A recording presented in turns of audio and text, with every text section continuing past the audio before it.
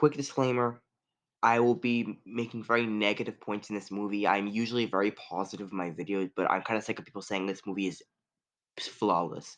So if you like a more positive experience, you're not going to like this video, but if you just want to see my opinion on Spider-Man 2, continue and enjoy. In the 90s, superhero movies were looked at like trash.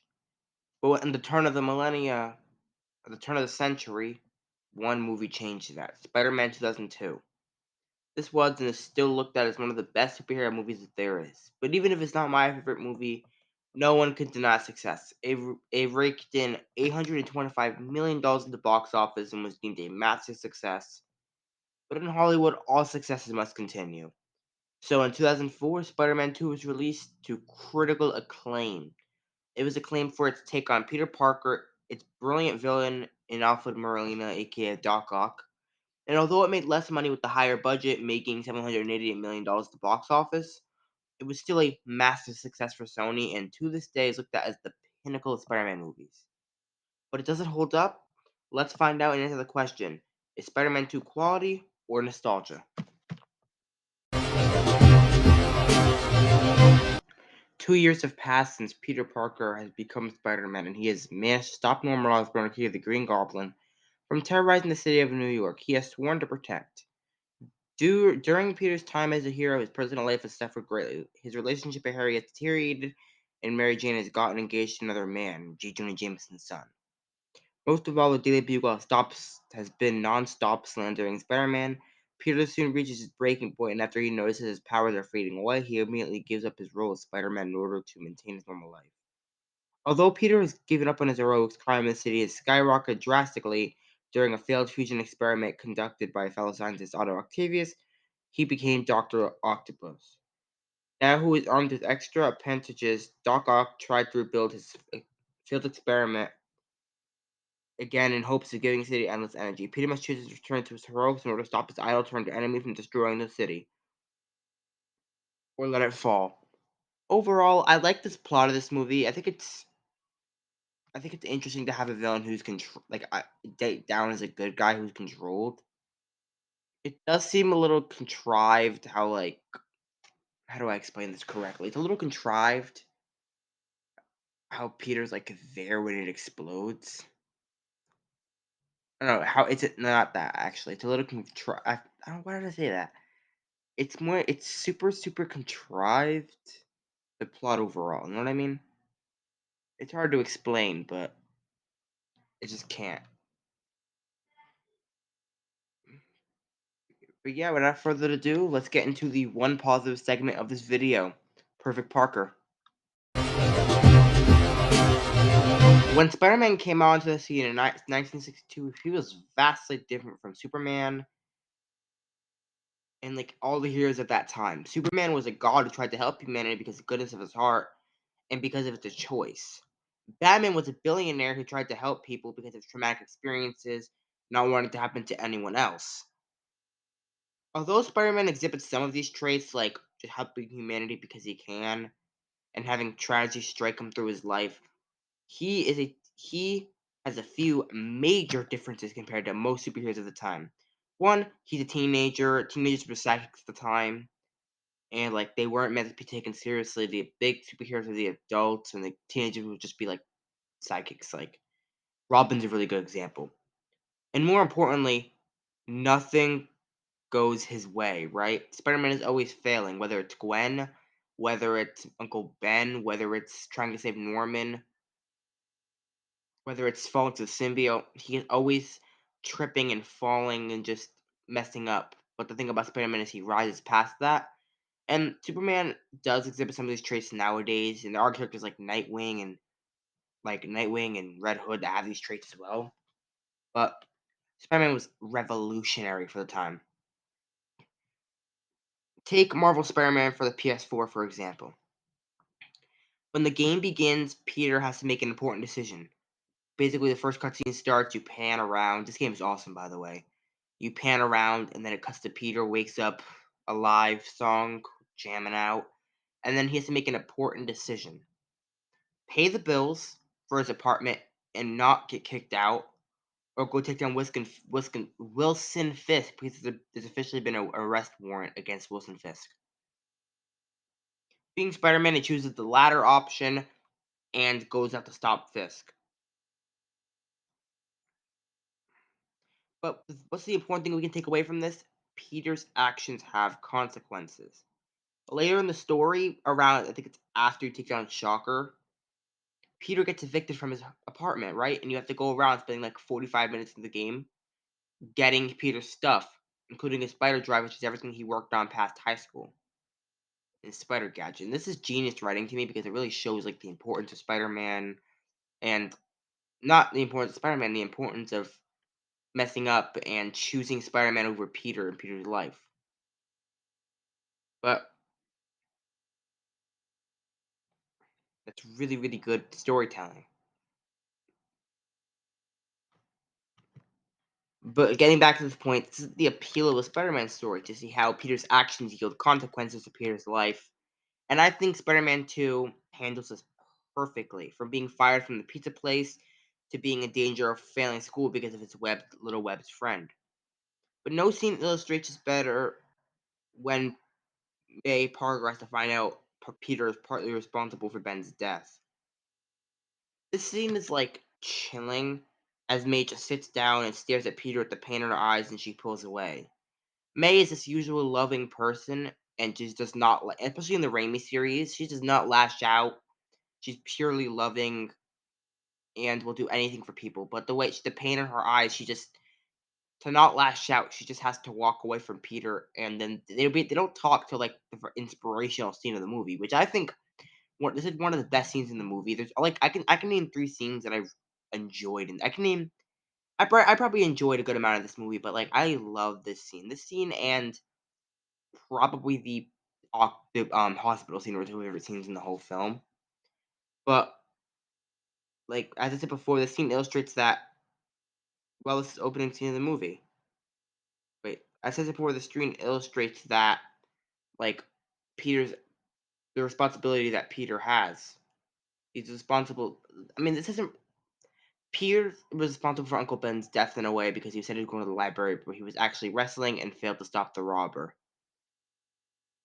This basically illustrates Peter's character and how he must take responsibility as Peter Spider-Man and as Peter Parker. Another scene that illustrates this well is the opening scene of the movie as Peter is told to deliver a pizza in 7 minutes or less. He becomes late after saving two kids from getting ran over, and he even scolds them when going down.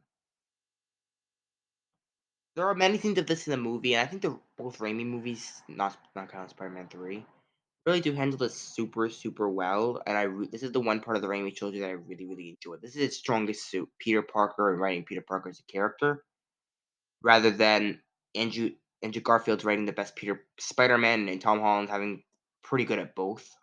Not excelling at either, but really good at both. Overall, what I said and more shows how Tobey Maguire and Sam Raimi came together to make the most realistic version of Peter Parker on the big screen we've seen so far. So with nothing more to say, let's get into villain trouble. When Spider-Man 2002 was released, it revolutionized the villain. The Green Goblin was pure perfection, and Willem Dafoe turned that role into one of the best villains in cinema, period. You can watch my Spider-Man 2002 video for more context, but Sam Raimi crafts a better villain than almost any superhero villain I've ever seen. But can he craft a better villain for the sequel? Well, let's find out. Otto Octavius, as played by Alfred Molina, is a mixed bag for me, honestly. But putting aside the fact that the tentacles will be super, but putting aside the fact that the tentacles would be super heavy and hard to move around, or that the Sun Machine would never be possible because this is a comic book movie and you do have to suspend some belief. I mean, it isn't completely realistic. You got Spider-Man running on walls and everything. This plot still has many plot holes, and I just really want to talk about them.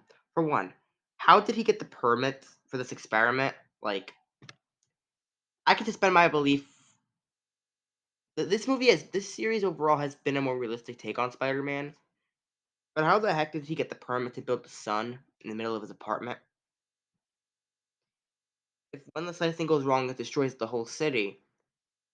And like Green Goblin was barely allowed to do the experiment with his stuff. It got shut down, and they didn't want to do the deal. But Otto Octavius is building a sun in the middle of the street, and it's just okay. Let's not forget that it's shown that this mini sun is a gravitational pull. So, like, why would this wouldn't be possible in New York City? I'm sorry. I can suspend my belief, but not that hard. Another nitpick is when Otto's wife. This is a huge thing. This isn't just a nitpick. When Otto's wife is being hit by a glass, why does she just stand there? Like, get out of the way. The same criticism does go for No Way Home. Like, why did Aunt May just stand when you're getting stabbed by Green Goblin? But like, the difference is that one at least has emotional impact, and one is just there for the sake of being there. But when a human is in danger, their instincts kick in, right? If a guy is holding a gun to my head, I'm gonna run. If a glass is hitting my face, I'm gonna run. I'm not just gonna stand there. This isn't the only problem with Otto Octavius, though. After the awesome scene with the hospital with horror vibes, admittedly didn't fitting in, but it's still an amazing scene. He flips a car over. He flips a car and hears sirens coming over from the cops. And he just looks back and cut. We don't see how he escapes, and later in the movie, it's shown that it's because of tremors, right? So how is he able to run away? Don't they have helicopters and police? I mean, this is honestly a valid criticism in my opinion because wouldn't have people actually chased him? I would have loved to see him just like find a way. It wouldn't have been that hard. He could have gone via sewers. He could have gone like they just doesn't show it, and that's like a plot for me, hole for me. It just makes no sense. Even if the cops weren't called for him, you think someone would call the cops. Maybe the bystanders or the doctors who escaped, Otto would have not been able to escape. I don't know. A police helicopter. But that's not the worst thing Otto has to offer. Let's talk about the bank heist. The worst scene in the whole movie. This scene starts with Otto, who is somehow God of Disguise. Again, it's a comic book movie. Robbing the bank. Small nitpick. Why is the vault in the open? Like, when it can easily, like, say robbers come in, they would usually want to have the vault in the back so that upwards of the time they get there, it's hard to open. No, they just have it right in the front. Very small nitpick though. It doesn't ruin the movie at all. But then he just steals the money, and Peter comes to the rescue, saving Aunt May. Then something more stupid now happens. More stupid happens. Not one, not two, but three guards with armed guns just stand there and get knocked back. The first guard's there for like 10 seconds, and I get it. He could be scared. I gotta be realistic, but aim for the head. Aim for the head, please. Like, shoot, shoot, shoot. Come on, just shoot. It's very, very stupid. But they're knocked back within like 10 seconds, and the spider appears and knocks a whole gold bag of coins at him. Right? Like, that's crazy. He just knocked a whole bag of coins at Otto. And I'm not going to calculate it because it could be off. We don't know how big these bags are. But that's a lot of weight. That's probably the weight of my bed or something. Nah, it's probably the weight of my desk that currently filming this on. But it's still very, very heavy. Like, I could probably barely pick up that. But the problem is he just walks us off. Like, he walks us off and he just keeps fighting. And throughout the fight, he takes multiple blows like this. But a little later into the fight, like, he gets knocked out of the window. And yeah, he should be dead. He knocks out, he keeps some velocity that he goes halfway through the room and ends up knocking over one of those things and hit a car that lifts the car up a little bit. I'm sorry, but Otto is not a superhuman. I imagine this would even injure Spider-Man. But Otto is just a normal guy with tentacles, and he could be a formidable threat, but not in a combat scenario. He's a formidable threat when he uses his mind, which is something this movie really doesn't think of. Like, in this movie, Otto is purely there to be punched into punch. This movie doesn't understand Otto Octavius as a character. But, like, Otto is pinned with like 10 cops pointing their guns at him for like 10 seconds, and no one shoots. Then he just runs away and captures the one person out of like 100 people, the one person closest to Spidey, right? but that's okay because it creates dramatic tension. I actually think that was a really good idea on Sam Raimi's part. Little hard to believe, but again, I had to specify my belief simply because it's a comic book movie. That's okay though, right? So at he and then it drops and it takes Otto around he drops Aunt May and it takes Otto like 7 seconds while Spider-Man is saving Aunt May to fight, and then the worst thing in the entire fight happens, in my opinion. Right, Spider-Man, the person that can lift up cars, and later in this movie lifts up half a building, and then Otto just he pivots his whole body, right? Which would probably create so much force to like break a wall open. And like hardest punch in the whole fight happens, right? Otto's just there, and Otto should at least have broken ribs, maybe a fractured skull, knockout at the least, and then he just keeps fighting, right? Yeah, no, this is stupid. The bag of money, although unrealistic, I'll just act blind. I'd rather act blind to a whole pivot, people. Come on. But like, even if Spider is holding back, it's still a lot. You should have at least gotten knocked out, right? If Otto's like holding, if even if Spidey's holding back, which he 100% is holding back, he doesn't want to kill Otto. I still think it's very, very. I gotta spend my whole belief because of that. He still got superhuman strength, so he would have been at least knocked out. And then some more stuff dumb happens. Otto pulls out a knife to try to stab Spidey, right?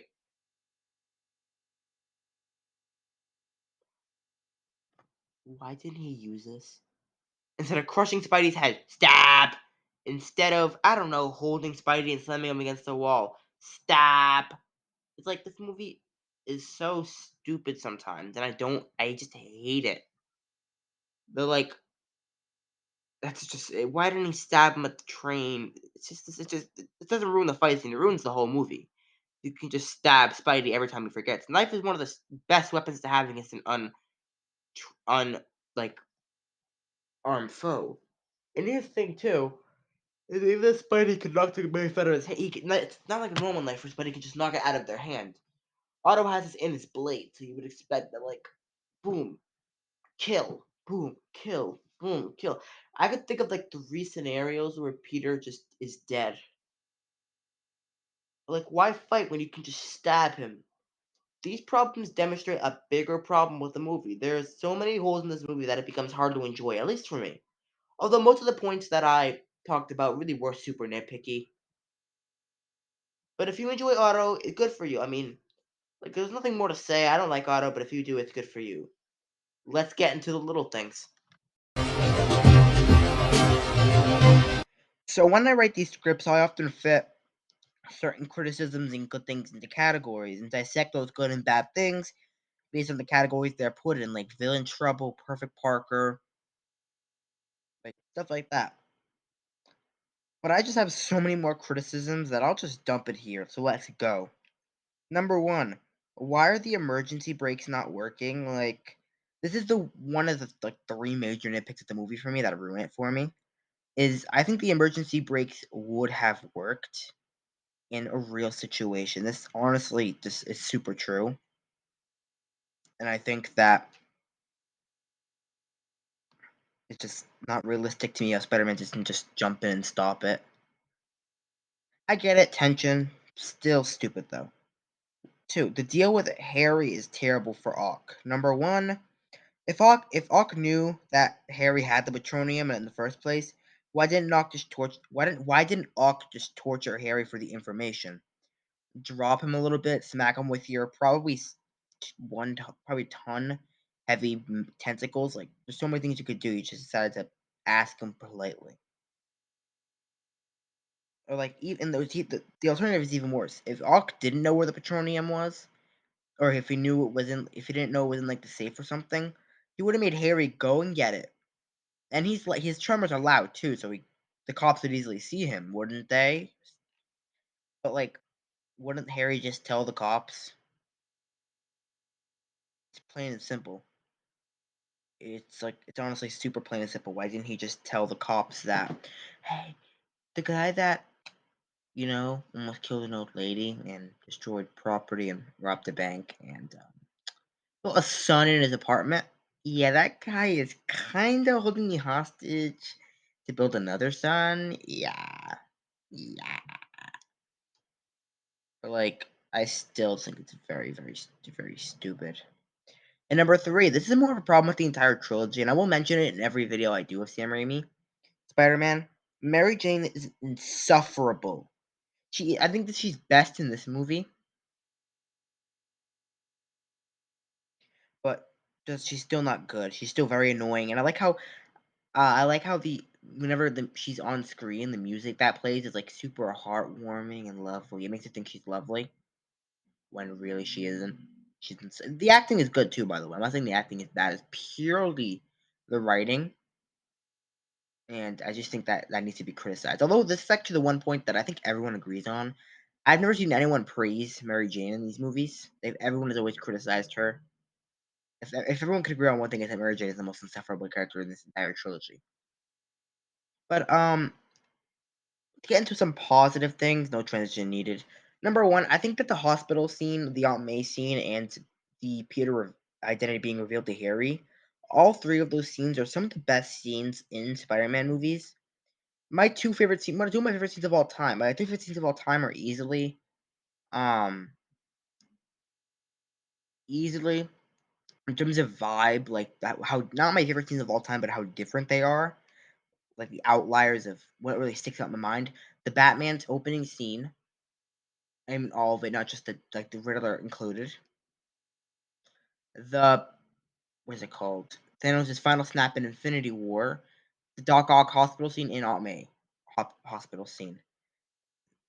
Spider-Man 2 is, I think, a very it's not a bad movie. It isn't amazing though. There are 3 points I think we talked about. One, the Ock and Harry thing, how that plan honestly just ruins the entire movie. So just the tentacle claw thing, that is stupid. Those two are very idiotic. But I think the breaks just ruin. That was a really good fight scene, but it just ruins the fight scene. You know what I mean? I mean, I get it. It's very, but it's we have another the Last Jedi situation where the fight scenes are just endless. Like you have just the random guards there doing random things. We criticize that movie for that, right? But when it comes, not every move has purpose. You just have random guards doing random things, right? It is a slightly different problem with Spider-Man 2. It's more like they're just inconsistencies in the fight scenes. Like Ock will be holding money, and the next scene he won't be holding money. Ock will fall like 10 floors, and Spider-Man will still be below him and be able to slingshot up to him. It's like there's so many small inconsistencies, and they all really do add up. And I do really like this movie. Don't take it seriously. It has some of the three is some of the best. The three scenes are some of the best scenes in cinema. I think that Tobey Maguire's acting is excellent, and I don't hate this movie. Definitely a 7 out of 10. I actually prefer the first movie, and yeah, I just think it's a much better movie than the second.